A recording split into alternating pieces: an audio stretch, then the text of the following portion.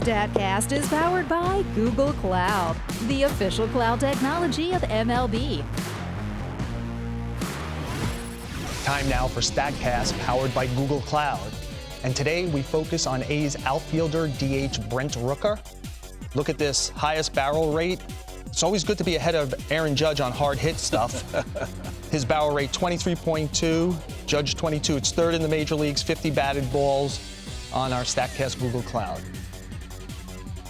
Brent Rooker is on fire. Oh my goodness, man. When you watch him, you see a guy that's just comfortable. That baby is gone. That ball was annihilated. Brent Rooker, as hot as any hitter in the American League. Oh, Rook. It is gone. Brent Rooker does it again. He gets a hanging slider. Is the light going to go on for a 28-year-old? And that light, well, it's been switched on. That is absolutely crushed. What a start to the Athletics career for Brent Rooker. And we welcome in Brent Rooker. Brent, I could do all that newfangled stuff from Google Cloud barrel rates, but we should probably also mention 9 homers, 22 RBIs, 320 batting average, 707 slugging percentage. My dad would love your stats also. He wouldn't have to know about Google Cloud. So I wonder, you've moved around quite a bit these last few years. You're in Oakland now. What in the month has changed? Is this who you are now, do you believe?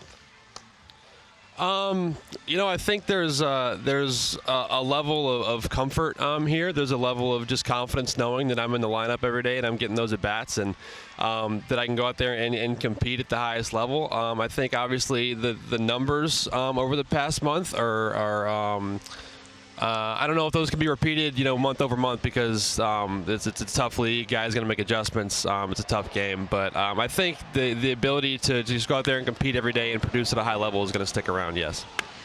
I was looking into, those newfangled stats that Joel mentioned, trying to look for something different. It looks like your launch angle is up a little bit this year. Is that something specifically that you targeted this offseason? Is there something else you worked on that you think is making the difference?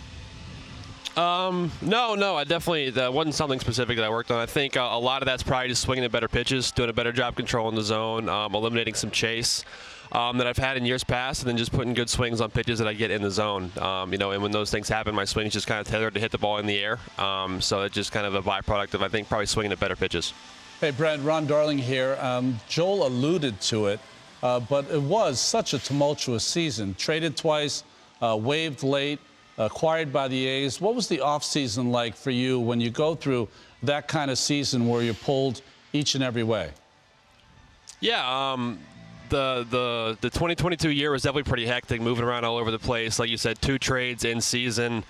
A lot of getting called up and optioned back to AAA, just kind of never really being in the same place for more than 2 or 3 weeks was pretty chaotic. And then we get into the offseason, and I'm with Kansas City up until mid-November. So the first month and a half, I'm thinking I'm with Kansas City, going to try to go make that team, and then obviously get waived and claimed here in Oakland. And the mindset remains the same, but just in a different place. Just the goal becomes just going to spring training and make a team, and that's what we were able to do. So, a lot of noise and a lot of moving around, like you said, the last year. But we were just trying to keep that, in the back of our mind and just focus on me and getting better and continuing to learn and improve and just becoming the best player I could be. In all that bouncing around, I'm curious, did anyone say anything to you that really stuck with you? Did anyone give you any particular piece of advice that has helped your baseball or your mindset? I leaned a lot on the confidence I had, either in managers in AAA. A lot of those guys believed in me. A lot of those guys consistently told me, hey, you're a big leaguer, just be patient. The opportunity is going to come, and you're going to take advantage of it. That means a lot when it comes from guys who have been around the game for a while, who have played at this level, who have coached guys who have played at this level, who have coached at this level themselves. So you kind of lean on the confidence that they give you, the encouragement they give you, the feedback they give you, and that means a lot and goes a long way.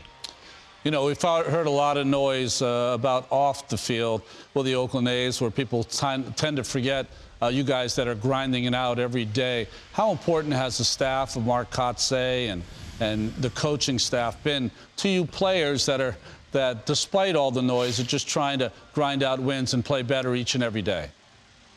Yeah, Kotz has been awesome. Our whole coaching staff has been awesome. We have a staff with a lot of experience playing at this level. They know what it's like, the day-to-day grind, coming out here and trying to compete and play every day despite what's going on around the organization or around the city or whatever. So that's been super encouraging for us as players, just knowing that, while the season obviously hasn't started like we wanted it to, that the coaching staff has our back, that the coaching staff believes in us, and we're just going to go in here every day and continue to fight for each other and fight for them as well. Since you have been so successful lately, I got to ask, what's the most fun moment you've had playing baseball so far this year? Man, we've had a couple big walk-off wins that are fun. Fun moments as teams for sure. I think, the 2-homer game in Baltimore was pretty cool. That was my first multi-home run game in the big leagues, which was pretty special. There have been a couple big swings I've had.